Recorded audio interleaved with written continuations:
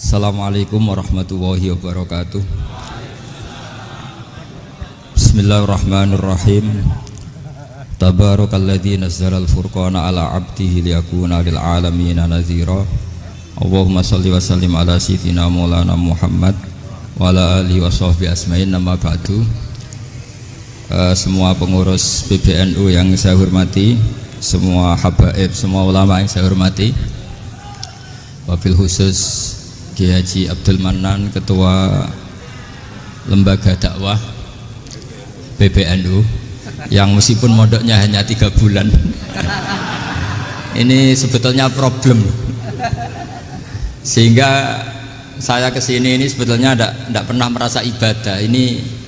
Ini bukan dakwah, ini show dakwah. Jadi yang namanya dakwah itu ya orang-orang di kampung nggak bisa ngaji diajarin ngaji, seperti saya di Jogja, di Rembang. Kalau ini show dakwah, dan ini ada agak kesalahan karena mondoknya hanya 3 bulan. Jadi tidak bisa bedakan mana dakwah, mana show dakwah. Ini jelas show itu. Mungkin yang benar-benar dakwah yang sekarang sedang bikin masjid di pedalaman Kalimantan, pedalaman Sulawesi, atau saudara-saudara kita yang di Korea, saya kemarin di Korea, itu dakwah betul. Kalau ini agak-agak tontonan. Ya tapi masih bagus lah, melihat wajahnya habib ulama itu ibadah. Tapi begini ya, yang jelas saya berharap sekali, saya diundang sekali ini saja, jangan diulang. Karena mencintai ulama itu baik, tapi ngatur ulama itu dosa. Ini jadi ini harus dicatat. Jadi Imam Malik itu kalau diundang tuh marah, meskipun yang undang tuh seorang raja zaman itu, Harun ar-Rasyid. Beliau minta supaya Imam Malik baca Muwatta di istana untuk anak-anaknya, padahal seorang presiden mau ngajari anak-anaknya. Imam Malik marah, masyhur gitu, al ilmu yu'ta la ya'ti, ilmu disowani, ora apa ilmu yang sowan. Di mana-mana timba itu ke sumur apa sumur yang ketimba? Timba ke sumur. Ini agak kecelakaan. Pakai air pump. air pump katanya. Ini udah banyak air. Sehingga saya kata orang banyak itu di SK-kan PBNU, tapi itu tidak pernah saya pikir. Karena saya melakukan kebaikan itu sebelum dapat SK. Saya ngajar sebelum dapat SK, saya dakwah di mana-mana sebelum dapat apa? SK. SK saya langsung minallahi ta'ala, dari Allah Ta'ala. Jadi kalau PBNU niatnya ikror bahwa orang yang sudah manfaat diangkat, itu saya terima. Tapi kalau merasa ngangkat saya, tak lawan di pengadilan itu. Karena saya sudah jadi kiai sebelum diangkat PBNU. Ya ini saksikan ya para muhibin saya. Jadi kalau SK itu ikror, ngakui kalau Gus Bak manfaat, saya terima. Kan hanya ikror saja, Pak. Tapi kalau merasa ngangkat dari bawah ke atas, itu tak lawan sampai apa? Pengadilan, sampai di akhirat. Tersangkanya ya yang sedang jabat sekarang. Tapi saya yakin enggak, Kiai Miftahul Ahyar itu orang alim, karena alumni Sidogiri dan menantunya Syekh Duki. Di antara gurunya itu pernah mbah mertua saya, karena istri saya orang Sidogiri. Beliau juga besanan sama keluarga Lasem, saya ini Durriyah Lasem. Pak Said Akil juga orang alim, mbah-mbahnya juga orang alim. Baru kemarin nyocokkan nasab sama saya. Buyut-buyutnya beliau itu adik buyut saya, pernah cocokkan sama saya. Gus, saya sama saya tua mana? Tua saya, buyut kamu adik buyut saya, kata saya gitu.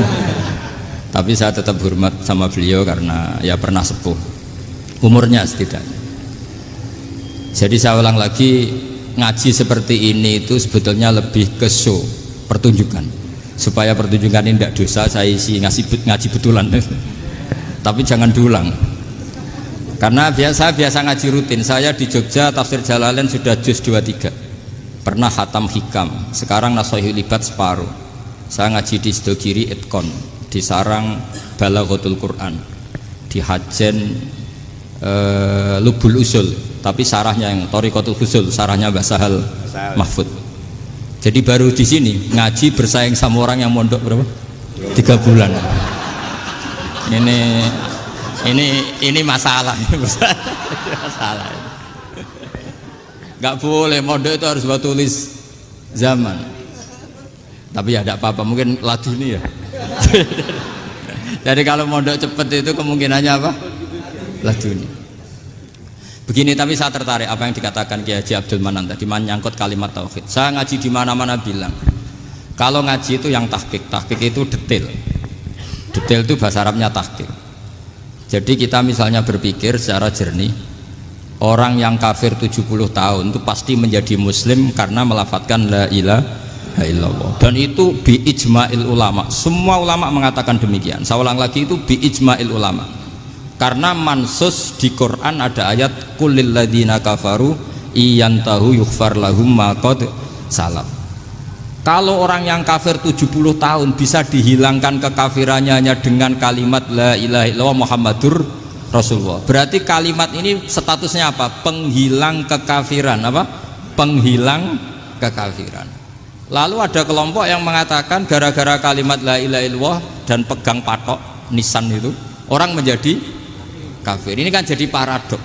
Lafat yang kita statuskan sebagai penghilang kekafiran dengan lafat yang sama orang menjadi kafir. Itu nggak ketemu nalar. Mbok nalar paling apapun tetap nggak ketemu. Kecuali tadi ya dalilnya pokoknya ngotot tadi. Itu memang kacau itu. Tapi alhamdulillah mereka insya Allah ya sadar. Kamu jangan bayangkan mereka tidak sadar terus, berarti kamu doanya jelek. Bisa saja mereka sudah ingin sadar, berhubung digojlok ini terus gak jadi sadar. Jadi jangan-jangan salah kita karena sering gojlok sehingga yang mau sadar jadi tidak apa? Nggak sadar. Saya tadi jam 10 sampai setengah 2 masih ngajar di pondok saya ngajar tafsir masih di Rembang sana saya. Terus saya ke Semarang Delalah Muyassar. Ya mungkin agak-agak keramat, jadi tetap jam 3:4 saya bisa ketemu Habib Umar Hafid. Saya beberapa menit ya diskusi tentang manhaj beliau, dan kebetulan saya sering belajar kitab beliau sama alumni Darul Mustafa. Meskipun saya tidak pernah ke sana, tapi saya tahu betul mazhab beliau karena al arwah junudun apa? Mujannada. Begini, saya sering dingetikani Mbah Mun, politik tidak jelas itu bagian dari kejelasan. Ini yang perlu dicatat. Jadi politik tidak jelas itu bagian dari apa? Kejelasan. Misalnya begini, siapa yang mengira Khalid bin Walid yang sangat musuhi Rasulullah, dia panglima orang kafir ketika ngalahkan Rasulullah di perang Uhud, akhirnya Khalid bin Walid masuk apa? Islam. Begitu juga Wahsy, qatilu ahabbin nasi ila Rasulillah, pembunuh Sayyid Hamzah, akhirnya juga masuk Islam. Begitu juga Abu Sufyan, dia pemimpin besar kafir Mekah ketika perang Badar, ketika perang Khandaq, akhirnya juga Islam dan menjadi mertua Rasulullah Shallallahu Alaihi Wasallam. Dari fakta ini kemudian banyak ulama alim yang ngambil sikap itu ya cara Jawa itu anggang-anggang. Anggang-anggang itu gak tegas, tapi gak tegas dari rumusan ilmu yang detail. Saya ulang lagi, gak tegas tapi dari rumusan ilmu yang apa? Detail. Bisa saja orang yang sekarang kafir suatu saat mukmin atau muslim. Bisa saja yang sekarang sedang fasik suatu saat soleh. Bisa saja yang mondok 3 bulan Rois PB NU. Sementara yang mondok lama kadang Kiai RT. Tapi itu hanya hukum duniawi. Saya yakin yang Kiai RT ini PBNU di akhirat. Karena mondoknya lebih apa? Lama. Itu tak jamin. Saya juga berencana mimpin itu di akhirat saja, bukan di dunia. Makanya saya mohon SK itu berakhir muktamar mendatang. Karena saya sudah kiai sebelum diangkat. Makanya saya ulang-ulang, kalau pengangkatan itu niatnya ikrar, saya terima. Tapi kalau niatnya ngangkat, tak gugat di pengadilan. Ini tidak guyon, ini betulan itu. Ya, tapi ini hanya guyon saja. Nah, ini penting saya utarakan teori ngaji ya. Ini saya bacakan naskah asli Sayyid Umar Hafid supaya Anda dapat barokah beliau. Karena beliau selain alim allamah, muridnya Habib Salim, juga beliau pernah ngaji kutub Sayyid Abdul Qadir Segaf di Jeddah. Juga beliau sering istifadah di beberapa kiai. Ini saya baca teks Arabnya kemudian saya terjemah. Bagi yang tidak setuju pemaknanya bisa gugat, karena saya baca Arabnya. Yang nggak setuju pemaknanya bisa gugat, tapi tak jamin kalah karena saya paham betul teksnya maknanya seperti itu.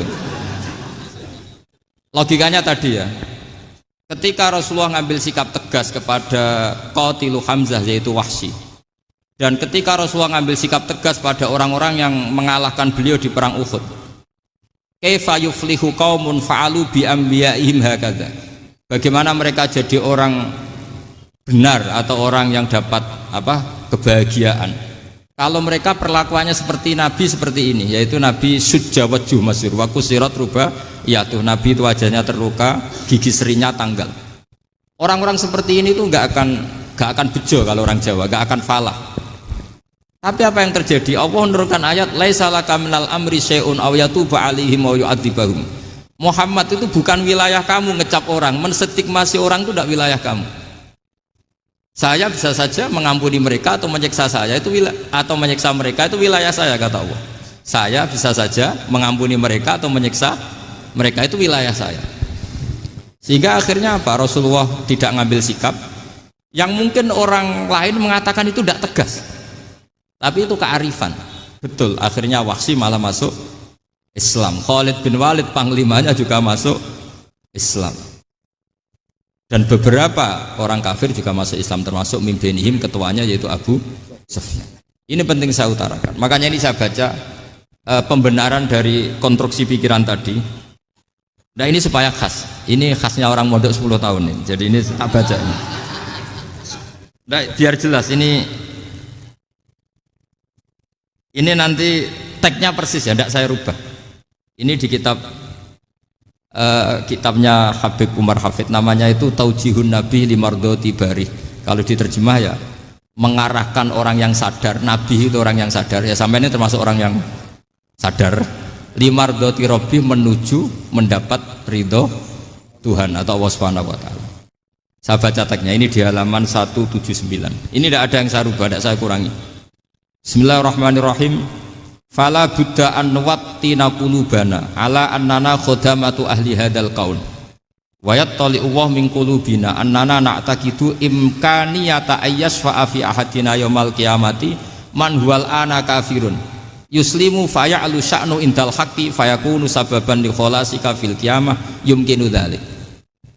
Jadi kita para dai, para kiai itu adalah khodamatu hadal kaun. Kita ini adalah pelayan alam raya ini yang selalu berharap alam ini akan lebih baik. Orang yang sekarang sedang kafir bisa saja nanti yang nyafaati kamu di akhirat, yaitu mereka masuk Islam lalu Islamnya lebih serius, akhirnya punya hak syafaat. Sementara kamu Islam mulai kecil tapi biasa-biasa saja seperti ini, mulai dulu ngaji terus sama Ki Abdul Manan, nggak pernah yang ngisi ngaji, itu artinya nggak ada perkembangan. Makanya saya nggak ingin ngaji lagi karena saya ingin perkembangan Anda nanti tukang mengisi, bukan yang diisi. Kalau saya nanti ngaji lagi di sini, artinya Anda kalau tetap mendengarkan itu tidak ada perkembangan. Pantas saja saya mulang Gus Bahak sampean sing ngaji. Sekali-kali ada perkembangan, saya ngaji sampean yang mulang, itu bagus itu. Meskipun itu perkembangan yang menyesatkan.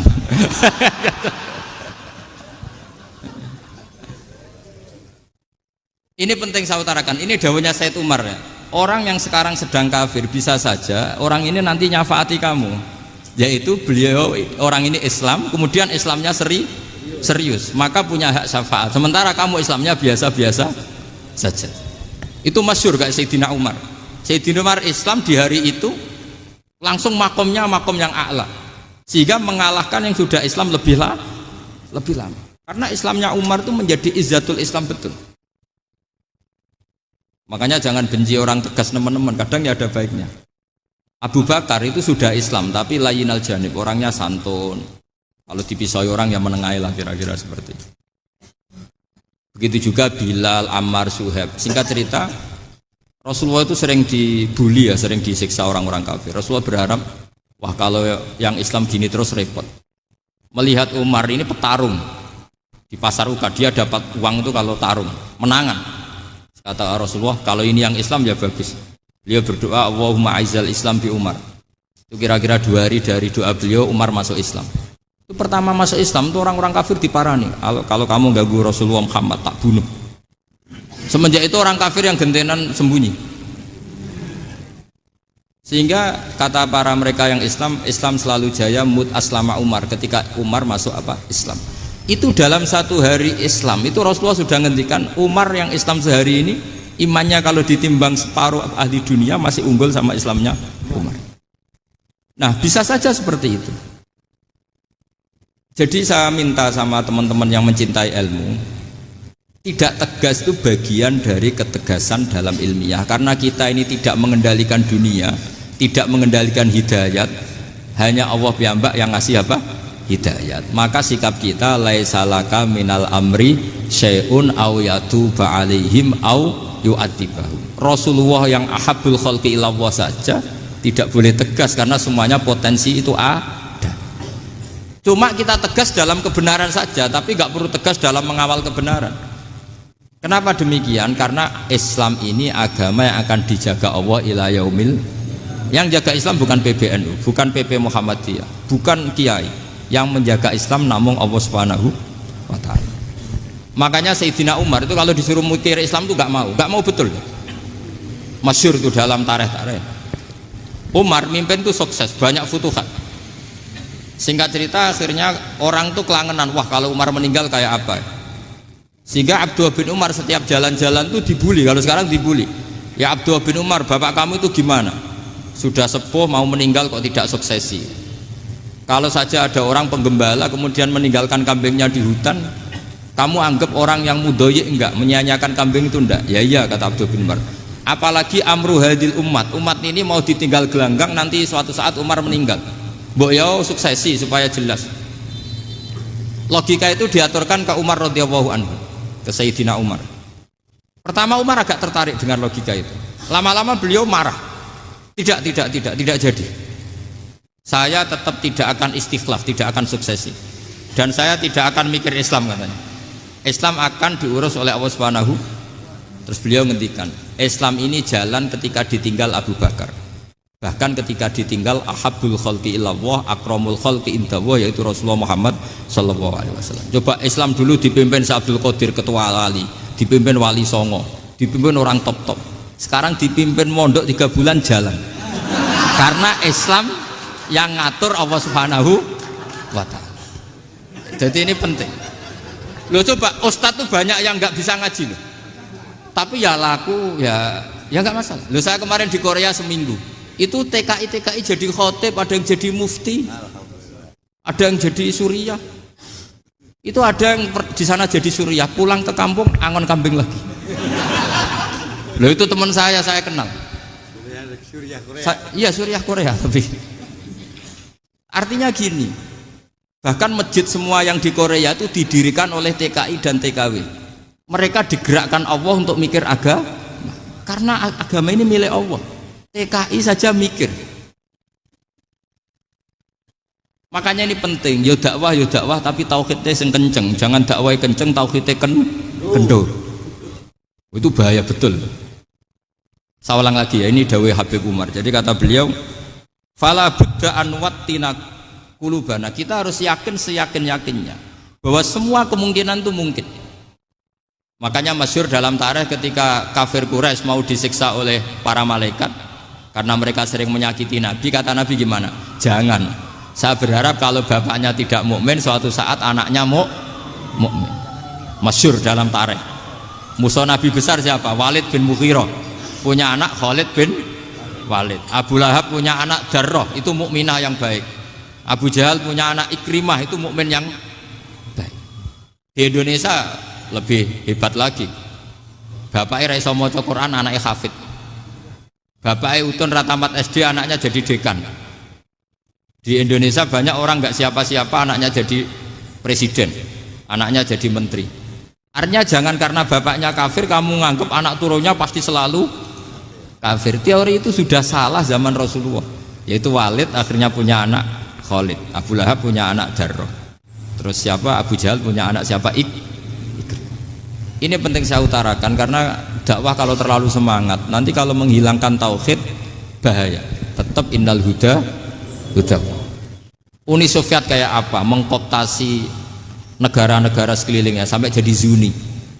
Tapi apa yang terjadi? Uni Soviet yang runtuh, persemakmurannya semua rata-rata jadi negara apa? Islam, kayak Uzbek, kayak Ceknya, kayak apa-apa. Karena agama ini diurus Allah.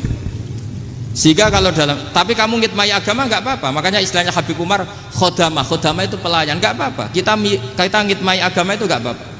Dengan ngitmai terus mikir nggak apa-apa. Tapi jangan mikir yang merasa kalau kita mati, wah nanti agama ini kukut karena saya mati. Kamu itu siapa? Agama Islam ini tidak pernah dipasrahkan kamu. Diurus oleh Allah Subhanahu wa taala sendiri.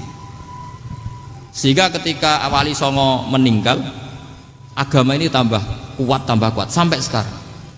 Kecil saya itu kalau pengajian susahnya bukan main, harus izin sana sini. Sekarang setiap pengajian polseknya datang, polresnya datang, nggak ada intel, nggak ada apa. Padahal kiai dulu sama kiai sekarang itu kira-kira alim mana? Alim kiai dulu. Mbah Hasyim Asy'ari itu ngarang kitab sampai dibaca di Yaman. Saya sering baca juga kitab beliau, Risalatu Ahli Sunnah wal Jamaah. Kiai sekarang mau terjemah aja kadang salah memahami. Tapi ya Islam tetap jalan karena Islam ini dikawal, dijaga oleh Allah Subhanahu wa taala.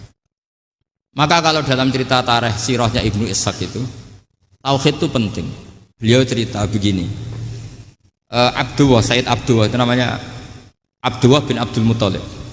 Kita tahu kenangannya Rasulullah terbanyak itu bukan dengan Sayyid Abdullah tapi dengan Sayyid Abdul Muthalib, dengan mbahnya. Karena Nabi itu mulai kecil dirawat oleh siapa? Mbahnya. Yaitu yang disebut Nabi ketika 2 bulan kan abahnya sudah meninggal. Ya saya baca ya, pakai bahasa Arab biar jadi bid'ah. Nanti kalau bahasa Indonesia ada bid'ah. Tidak betul. Diba atau berjanji sebenarnya itu kitab sejarah, berhubung dibaca bahasa Arab terus kayak mantra. Terus yang belakang mau nyenggai soleh aleh, sehingga kubu sebelah bilang tuh khurafat dan bid'ah. Coba diterjemah ini, coba nanti saya baca bahasa Arab. Walamma tamma min hamli syahroni ala masyuril aqwalil marwiyatu fiya bil madinati abuhu abdullah wa kana qad istaza bi aqwalihi bani adi minat taifatin najariyah wa makatha syahron saqiman yu'anu nasukmahu wasyakwa. Terus di pojok sana bilang soleh aleh, pasti kubu sebelah yang liwat, wah itu khurafat bid'ah karena dianggap mantra. Padahal artinya coba sampean baca bahasa Indonesia. Ketika hamil Rasulullah umur 2 bulan, abahnya meninggal di kota Abwa. Kota Abwa adalah kota keluarga besar ibunya Sayyid Abdullah. Kebetulan pas ke sana beliau sakit sampai 1 bulan dirawat. Bid'ahnya di mana kalau diterjemah? Wong itu kitab tarikh. Makanya saya nggak tahu yang membidah-bidahkan tiba itu karena tadi. Tapi sampean juga ikut salah karena nyenggai sholawatan tok itu. Jadi makanya saya bilang tadi kalau bahasa Arab bid'ah, kalau sudah terjemah tidak bid'ah karena kelihatan kalau itu hanya kitab tarikh. Loh, coba bid'ahnya di mana? Wa ba'du fa'aqulu wa Muhammad bin Abdullah bin Abdul Muthalib bin Hasyim. Itu kalau diterjemahkan, kamu harus tahu siapa nama Muhammad. Muhammad punya abah siapa? Rasulullah Muhammad Abdullah. Punya abah siapa? Abdul Mut. Punya abah siapa? Hasyim. Coba baca gitu di kubu sebelah. Oh iya. Berhubung baca bahasa Arab. Wa ba'du fa'aqulu wa Muhammad bin Abdullah bin Abdul Muthalib bin Hasyim. Jadi itu hanya salah baca saja itu. Maksudnya salah yang ngukumi, bukan salah yang baca, salah yang apa? Ngukumi. Sayyid Abdullah ini orang yang tauhidnya sangat kuat. Sayyid Abdul Muthalib lebih kuat lagi. Saya cerita sedikit betapa pentingnya tauhid. Ketika pasukan Abraha bawa pasukan gajah mau menyerang apa? Ka'bah. Itu sebelum menyerang itu semua aset-aset milik orang kafir Quraisy, milik orang Quraisy lah. Itu ditawan, diambil. Termasuk milik Sayyid Abdul Muthalib, milik Abdul Muthalib. Terus ketika mau masuk Ka'bah, mau masuk Mekah, kata Abraha, man sayyidu hadal wadi, siapa yang kamu tuakan, yang kamu pertuan di sini? Oh, Abdul Muthalib. Abdul Muthalib itu dipanggil, itu auranya luar biasa. Abraha yang di tempat perkemahannya itu harus duduk di atas karena dia raja, itu duduk di atas gak berani. Saking wibawanya Abdul Muthalib, ini mbahnya Rasulullah. Akhirnya Abraha bilang gini, saya duduk di bawah tidak mungkin karena saya raja. Kamu duduk jejer saya tidak mungkin karena nanti umat saya kecewa karena raja kok disaingin gitu. Ya sudah, sambil berdiri-diri kita ngomong. Akhirnya Sayyid Abdul Muthalib tadi diomongin gini, saya itu tidak ingin merusak orang-orang Mekah, orang-orang Quraisy. Saya hanya kecewa punya tempat ibadah dikencingi, diberakin sehingga saya mau merubuhkan Ka'bah. Tapi dengan damai, nggak ada perang. Apa jawabnya Abdul Muthalib? Lucu. Nggak apa-apa, Ka'bah kamu robohkan silakan, nggak apa-apa. Yang penting unta saya yang kamu sita kembalikan. Harta saya yang 100 unta kamu sita kamu kembalikan. Itu Abraha kagetnya bukan main. Kaget karena kamu itu pemimpin apa? Tadi saya hormat kamu karena kamu tak anggap orang hebat. Hadhil Ka'bah dinu abaika. Ini Ka'bah itu agama kamu. Pas saya hancurkan kok kamu tenang-tenang saja. Padahal pas mau saya hancurkan kamu tenang-tenang saja, malah tanya unta kamu itu gimana? Apa jawabnya Abdul Muthalib? Inna lihadal baiti rabban hamahu. Sebab Ka'bah itu ada yang punya dan pasti akan melindungi Ka'bah. Tapi kalau unta itu milik saya, ini urusan saya, ini unta. Jadi inna lihadal baiti rabban hamahu itu tidak milik saya, itu ada yang punya. Ya sudah, biar yang punya aja yang jaga, itu tidak urusan saya. Akhirnya unta dikembalikan, aman deh, untung double. Terus akhirnya dia ke Ka'bah, fa'akhudha bi halaqatil bab, karena dulu apa itu halaqatil bab, karena dulu itu yang dipakai apa itu pegangan itu bentuknya apa, bulat, makanya diistilahkan halaqah apa, bulat. Kalau sekarang halaqah ilmiah itu seminar. Benar. Halaqah itu buruhi lain lagi. Ya. Pegang terus bilang gini, kata Abdul Muthalib, ya Allah, Ka'bah ini mau dihancurkan oleh Abraha. Ka'bah ini milik kamu. Saya mau ke gunung, mau melihat apa yang kau lakukan terhadap orang yang mau merusak Ka'bah. Terus Abdul Muthalib bilang ke umatnya, wa ya qaumi, ayo kita ke gunung melihat ma fa'ala rabbuna, apa yang akan dilakukan Tuhan kita terhadap orang yang mau menghancurkan Ka'bah. Jadi santai saja, santai. Terus Abdul Muthalib naik gunung sama orang-orang Quraisy. Abraha datang mau merusak Ka'bah, terus terjadi alam taro kaifa fa'ala rabbuka bi ashabil fil. Itu melihat, dan betul Ka'bah dijaga Allah. Islam juga gitu. Ketika Islam dikooptasi Uni Soviet, semua ulama, semua wali perasaannya hanya nunggu kehancuran Uni Soviet, karena pasti agama ini dijaga Allah. Saya setiap sholat, setiap munajat, ketika baca Rabbana lakal hamdu bil samawati wa mil'ul ardi. Dulu saya iskal itu janggal. Ya Allah, engkau zat yang layak dipuji, yang pujian itu memenuhi langit dan bumi. Pikiran saya kalau bumi ateis itu mujinya kayak apa? Tapi Masya Allah, ketika saya datang di Korea, bumi ateis, ternyata di sana banyak masjid, banyak tasbih, bahkan ada sakduna di sana. Karena Allah sudah ngendikan lakal hamdu mil'us samawati wa mil'ul ardi.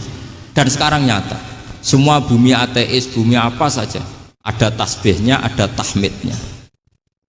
Makanya sadaqallahul adzim ketika ngendikan sanurihim ayatina fil afaq walladzi arsala rasulahu bil huda dinil haqqi liyuzhirahu 'alad dini kulli. Makanya saya mohon sekali bahwa agama ini harus kamu khidmah. Tapi enggak boleh kamu pikir. Atau dibaliklah, khidmah maka memikir. Tapi tidak usah GR bahwa agama ini diserahkan sampean. Saya juga enggak ridho. Agama kok diurus orang-orang kayak gini, kayak apa nasibnya? Jadi ini penting, karena rata-rata kiai alim itu tidak jelas. Terus oleh orang-orang yang nggak pernah ngaji itu, wah ini nggak jelas, nggak tegas. Islam itu harus tegas. Maksudnya tegas itu kayak apa? Tegas itu di wilayah kita. Kalau istri kamu mau diperkosa orang itu boleh tegas, itu wilayah kamu. Tapi kalau hidayat itu wilayahnya Allah Subhanahu wa Ta'ala, kita tidak pernah tahu. Bahkan yang sudah Islam saja, nyuwun sewu, itu nggak ada jaminan mati husnul. Kita tahu dalam sejarah Sa'labah itu dapat gelar hamamatul masjid, merpatinya masjid. Tapi kita tahu akhirnya Sa'labah itu apa? Su'ul khotimah. Sampai dalam Islam selalu diajarkan ya muqallibal qulub tsabbit qalbi ala dini. Jadi kalau kita sendiri saja masih ingin selalu husnul khotimah, agak ada ruang untuk mudah menvonis orang lain. Makanya saya salut sekali ketika Habib Umar menulis kita semua ini mengkhidmati hadal kaun, dan selalu berharap bisa saja suatu saat orang yang sedang kafir bisa saja suatu saat muslim. Nah soal kalau yang sama yang harbi menyerang kita ya tarung. Kalau artinya kalau yang merangi kita ya kita wajib perang, kalau enggak ya habis kita. Seperti kita lakukan ketika diserang Belanda. Tapi ketika mereka mustakman, dhimmi, Yahudi, Nasrani, kita tidak muahad, orang-orang kafir yang mau berdamai dengan kita, ya kita damai. Sebagaimana yang dilakukan Rasulullah SAW ketika berdamai dengan kafir Quraisy yang dipimpin Suhail bin Amr. Masyhur itu dalam tarikh. Singkat cerita kan Sayyidina Ali ini pernah konflik sama orang Khawarij. Kata Sayyidina Ali, ya sudahlah, namanya kita musuhan, kita tidak usah ketemu, pakai mediator, kata Sayyidina Ali. Kata orang Khawarij, ini apa-apaan kok butuh mediator, nggak ada Qur'annya, nggak ada hadisnya. Kira-kira kalau Pak Sayyidina Ali orang Jawa, nggak ada apa tidak tahu gitu. Walhasil Sayyidina Ali akhirnya baca ayat, wa in khiftum shiqaqa bainihima fab'atsu hakaman min ahli wa hakaman min ahliya. Jika suami istri tengah konflik, maka yang keluarga suami kirim mediator, yang keluarga perempuan juga kirim. Terus kata Sayyidina Ali, wa amru ummati Muhammad a'dhamu min amri rajulin wa imra'atin. Kalau suami istri saja ketika konflik butuh mediator, apalagi ini kelompok besar pasti lebih butuh mediator. Akhirnya lalu mediatornya siapa? Kata Sayyidina Ali, ya siapa saja yang penting baik. Ditunjuk seseorang, diprotes sama orang Khawarij, ini orang nggak kredibel. Oh, ini. Terus Sayyidina Ali marah-marah. Rasulullah itu pernah berdamai dengan orang, bahkan orang itu kafir, yaitu Sulhul Hudaybiyah. Nabi itu berdamai dengan orang yang bernama Suhail bin Amr ketika itu kafir. Makanya ini menunjukkan bahwa musolahah ma'al kufar itu boleh demi kelangsungan bernegara, berbangsa. Kamu tidak usah meragukan reputasi NU.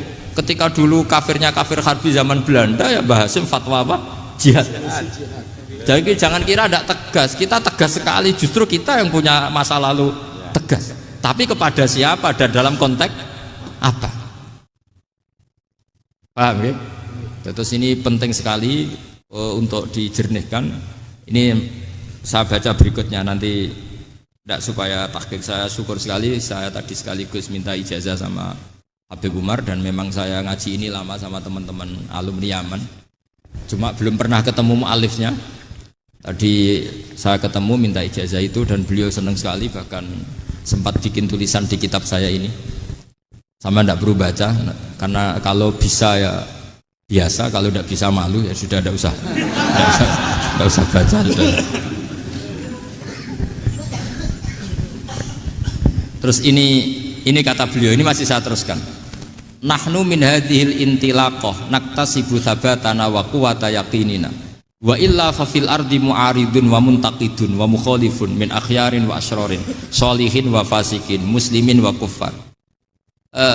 Kalau kamu punya satu metode ilmiah, metode dakwah, kamu harus siap, karena pasti ada yang menentang. Yang menentang itu ya mulai orang soleh, tidak soleh, orang macam-macam. Jadi kalau sudah punya manhaj, memang dari awal harus siap apa? Ditentang. Jadi misalnya PBNU punya kebijakan apa, ya sudah siap saja dibully. Itu pasti itu, karena nggak ada manusia semua suka, semua benci. Kata beliau, anta in kunta fi syakkin min hadzal maslak wal manhaj fattabi man syi'ta wasaha angka ghaniyah wa in kunta ala yaqinin annahu al huda wa mirasun nubuwah wa annahu haqiqatu tarjamatil ahdi ma'rab fala tata'atsar min kalami ahadin yakunu mangkana. Jadi intinya kita mengawal Islam secara rahmatan lil alamin itu justru kita berharap menjadi simpatik dan menjadikan mereka menjadi nopo Islam. Jangan ketika simpatik dianggap gak tegas. Saya masih ingat betul dawuh Mbah Mun, hak sekseni, kata beliau. Saya masih ingat kalimatnya, sekseni. Aku ra tegas itu berdasar ayat laisalaka minal amri syai'un aw yatuba alaihim aw yu'adzibahum. Karena potensi sosial itu bisa rubah.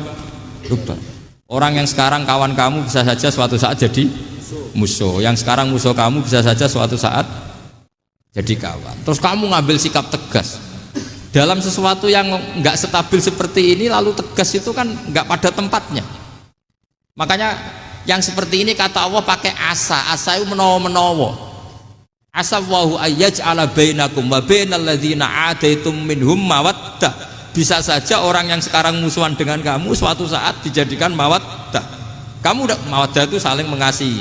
Kamu udah usah tanya, wallahu qadir, kata Allah, karena Allah mampu. Jadi dalam hukum-hukum sosial Allah seringnya bilang apa? Asa.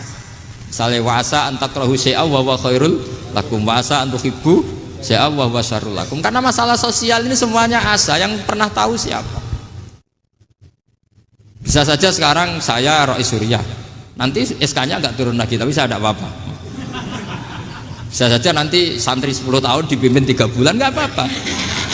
Bolak-balik nggak apa-apa, saya tidak akan kecewa. Karena masya Allahu kana wa malam yasa lam yakun. Assalamualaikum warahmatullahi wabarakatuh.